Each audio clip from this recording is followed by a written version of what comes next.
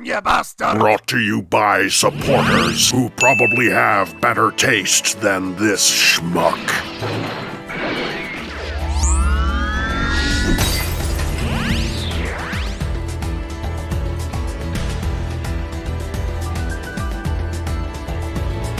I'm not alone in thinking that Revenge of the Fallen was a fantastic toy line for the time. A lot of people, including myself, have massive nostalgia for it. Looking back on it in as unbiased as an opinion as I can have, you can really see that they just hit their stride with that movie. Perfectly balancing the panel work with the play factor, with the gimmicks, it was just a brilliant little line. But am I able to judge this fairly at my current age? Am I able to look at this without a lot of nostalgia? There's no doubt that I love these figures, but do they hold up to that love, or is it just me? Revenge of the Fallen was a massive step up for Legends class figures. They'd gotten over a lot of the jank experienced in the first year with the first movie. Now that they were past that, they knew how to tackle the new movie. It's the same across all lines of engineering. You go from the 07 Optimus Prime to the 09 one, and it's a massive step up. It's just a progression you can see, and these two embody it very well. Of course, with Optimus Prime, the change is far more visible because we had a previous version to compare it to. And right off the bat, he's lovely. They have gone above and beyond in improving pretty much every aspect here. The detail is better, the proportions are better, the colors are better, and the colors are actually kind of interesting. This thing is actually cast entirely in gray and black plastic. That's really risky because casting the entire thing in a single shade and then using paint for the rest can backfire. And it has backfired many times before. But not here. The red is plentiful and really vibrant, and so is the blue. Like, compare it to the 07 version. You've got this dull red that tries to go for metallic look but doesn't quite pull it off compared to this rich and vibrant one. The window section's better painted, it doesn't just blend in. And the blue, it's so much richer as well. In general, it's just such a better truck mode. The proportions are also infinitely better, and that's helped a lot by the fact that they've actually sculpted in a lot of the details. They've widened the front of the truck so it actually looks like the front of a truck instead of just having a giant grille and nothing else. They've allowed the gas canisters to be molded in on the side and the step, and it's actually got all four wheels this time, which is a very big improvement. They've even painted the windows on the side, which they didn't have to do, but I'm pretty glad they did. And yeah, the window does change at the front there. You got the same paint on both the bow tie and the windows, but because you got that frame around the windows, it actually ends up looking pretty good. It doesn't just look like they did it slapdashily. They actually put in the effort for it. Pinned wheels means he rolls very well, and the back's really clean as well, with a nice little molded trailer hitch. Now, you do have exposed fists back there, and I do apologize about the melting over there. I spilled a glow stick on it as a kid. This is my childhood copy, so I've had to deal with the consequences. But that aside, yes, the hands are visible from the back, as are the shoulders. But it's so minor. This guy really hides everything very well. It's a damn good truck mode that takes some risks, like, you know, putting the hands at the back there and having the whole thing covered in paint, but builds on everything the previous version did and just improves it in pretty much every way. And I mean, sure, it's missing some paint applications, like the flames aren't exactly like they are in the movie, they don't have the fade and they don't have the pinstripe, but do they really need it? I mean, it's a $7 Legends figure. This thing was dirt cheap back in the day. They could release this exactly as is for the $10 price point, and I'd say it's still worth it to this day. Of course, they wouldn't. They'd remove all the paint as they did back in Age of Extinction, but, you know, for the time, this was fantastic. And if you think that's good, wait till you see Jetfire. Hot damn, this is a lovely vehicle mode, and I'm not just saying that because of nostalgia. As a kid, I kind of liked the vehicle mode, but I never truly appreciated just how far it went. Nowadays, I'm just looking at this thing and, oof, this might be one of my favorite Legends vehicle modes from the Legion Legends lineup. There's so many subtle paint details with the cockpit. Yeah, it's chipped to shit because it's my childhood copy, but what can you do? I took this shit to school. Didn't really think this would be a collectibles item years from now. But you've got lovely red striping, especially on the back part here. That is vehicle mode exclusive paint applications. That is lovely. They make the unpaintable plastic in this silver so that it works as turbines and it blends into the design great. It's so long and done so well. It's actually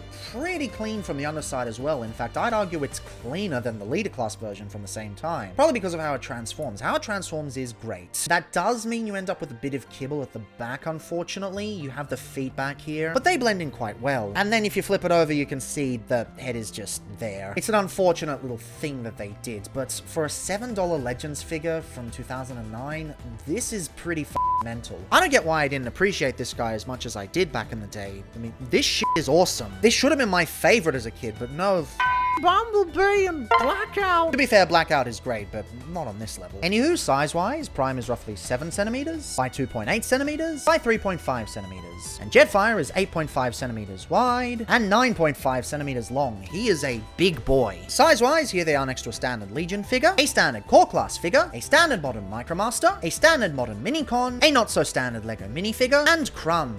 Transformation on Optimus Prime is simple and, I'd argue, quite iconic. He doesn't really do anything crazy, but it all works really well. First thing you want to do is separate the arms like so. They will untab from the ball joint cuts that double as tab slots. That will allow you to open it all up. Don't bring it all the way in though, because first thing you want to do is bring up the legs. Use this ball joint to rotate it around and slot it into the torso. Then you can bring the shoulders into place. Feet come down, separate, and the head pops up like so. Easy. Jetfire is a little crazier. Because the design is so unique, they kind of had to figure out something really cool for him. And oh boy, they did. First thing you want to do is separate the legs from the fuselage, rotate them upwards on the ball joint, rotate them outwards to the side on the hinges, and collapse these sections in together to form the body. That is so clever. I've never seen a jet transform like that before or since. Just damn. Anyway, you've got the double hinged digigrade legs that fold out, like so. The nose cone untabs from the hands and folds along the back,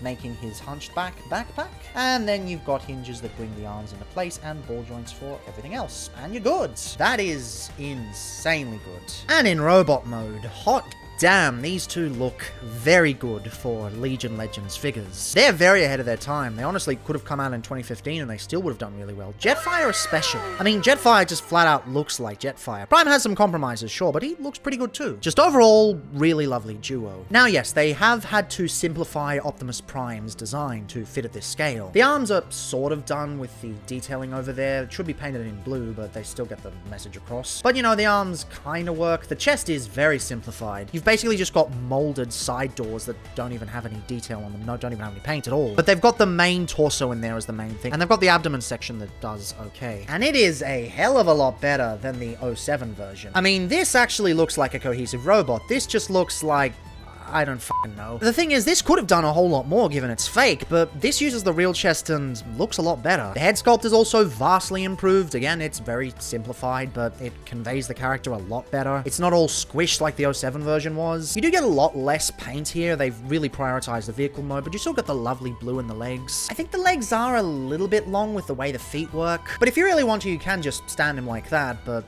that actually looks a bit worse, so I'm probably not going to do that. Extremely long legs it is. It works fine. The arms do look a little bit plain without the panels on the shoulders you usually get. They're sculpted in, but they're very, very small. But I mean, this thing cost $7, and it was sold at Coles and Woolies pretty much. So I don't really see much they could have done. They've done extremely well for the size. There's no crazy kibble. There's a bunch of compromises they've made, but overall, it's a really nice figure. And the articulation's pretty good too. You got ball-jointed shoulders and a built-in elbow from the transformation. And then ball-jointed hips and I guess a bit of foot articulation. But really, this guy poses pretty well for the size. He's not a figure that does a lot, but what he does quite well. And a lot of this facilitates a much better vehicle mode, so I do kind of get it. A lot of Legion Legends figures kind of prioritize a vehicle mode anyway, and they just put up with whatever they can with the robot mode. And this is one of those, but it does it a lot better than a lot of those, so I have to commend it. I don't have anything to complain about with Jetfire, though. Jetfire is just fantastic. I mean, he doesn't pose the greatest, but that's just flat out Jetfire from the movie. Yeah, he's got the wings on the side of the thighs, but that's about it. Everything else is just bloody brilliant. And my god, the head sculpts, the paint on the head sculpt, just the head in general. All the hidden little details with the silver and the red eyes. They've simplified the beard, sure, but the beard is still there. It's still resplendent. It's still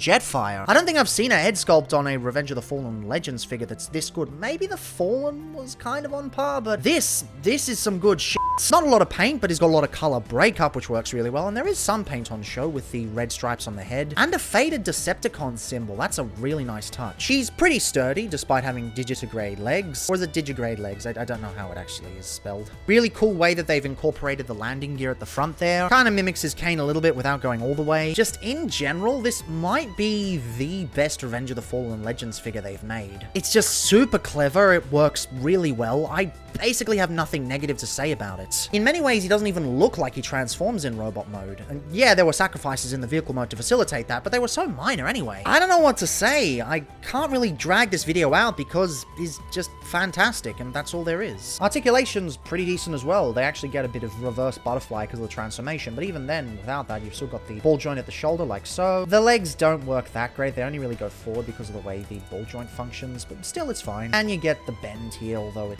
really is best to leave it clicked in. It works a lot better. A lot sturdier, even after all these years. Prime's become a bit loose, but not Jetfire. Jetfire's remained nice and sturdy. I honestly have very little to complain about with these two. I'm hesitant to go as crazy into the gushing as I should because I am worried a lot of it comes down to nostalgia, because I loved these two as a kid. And I'm not sure how much that's blinding me to their flaws, but I mean, the flaws that are on show are emblematic of the toy line. They're flaws that a lot of Legends figures suffered from back in the day, and they were perfectly acceptable back then. In fact, in many cases, they're still perfectly acceptable at this price point even to this day, even at $10 instead of $7. Not that we've had Legions or anything within this price point in some time, just since probably the Rise of the Beasts Battle Masters, but still, they're just fantastic for the price point. And that's not all they do either. But first I'll get into sizing because then I'll show you how it all works. Prime's about 4.5 centimeters by 8 centimeters. Jetfire is roughly 6.2 centimeters when you don't count the arms folding out, and also 8 centimeters. And for sizing with another standard Legion figure, which they basically are: Paw, Micro, Mini, Bootleg, and Mascot. But being good on their own isn't the only thing these two do. I'm not sure if this feature was actually documented or not, but it was very much intentional given the tabs you use. Basically, what you want to do is get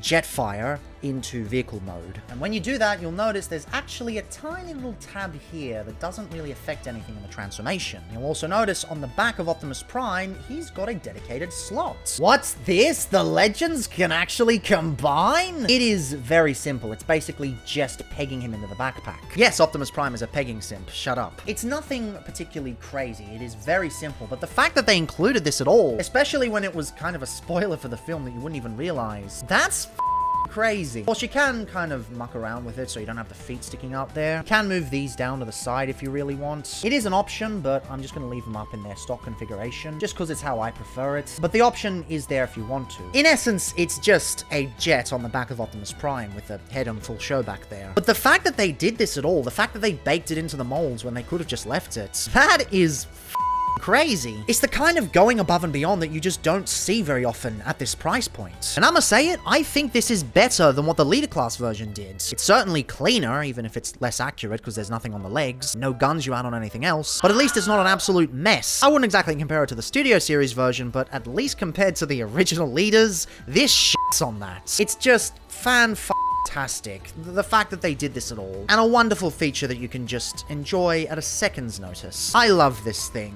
I love both of them. I think they're just both fantastic. Anywho, one last sizing is now basically the same as Jetfire was in vehicle mode in terms of width, but he is now 9.5 centimeters tall. So not actually that tall, but still, this feature is killer. And let's finish it off with the usual size comparisons with the standard Legion figure, the standard Core Class figure, standard modern Micromaster, standard modern Minicon, not so standard Lego minifigure, and Crumbs. For all my nostalgia, I genuinely think that these two are fantastic figures. They have their flaws with them, sure, but they overcome those flaws in wonderful ways. The combination is just so simple, yet so effective. The vehicle modes are wonderfully realized, and the robot modes hold some surprising detail to them. Sure, they have sacrifices, but those sacrifices have aged extremely well. You could release these toys as is on store shelves today, and they would still hold up. In fact, in many ways they did. Optimus Prime kept coming back again and again for all of the Legion releases, which is a big shame because I would have preferred them to do a new version, but still, they are really good. If you are a Legends fan, you owe it to yourself to pick these up in some capacity. And the capacity that I would say is at the very least the original release, because they just do so well. I love these figures, and not just because I grew up with them. I love them because they are genuinely brilliant. However, if all the groundwork's been done at a previous point, why should it be so difficult to take that work and just make it better? When you upscale a figure and make improvements to it, why does it turn out worse? Well, to answer that, see you tomorrow.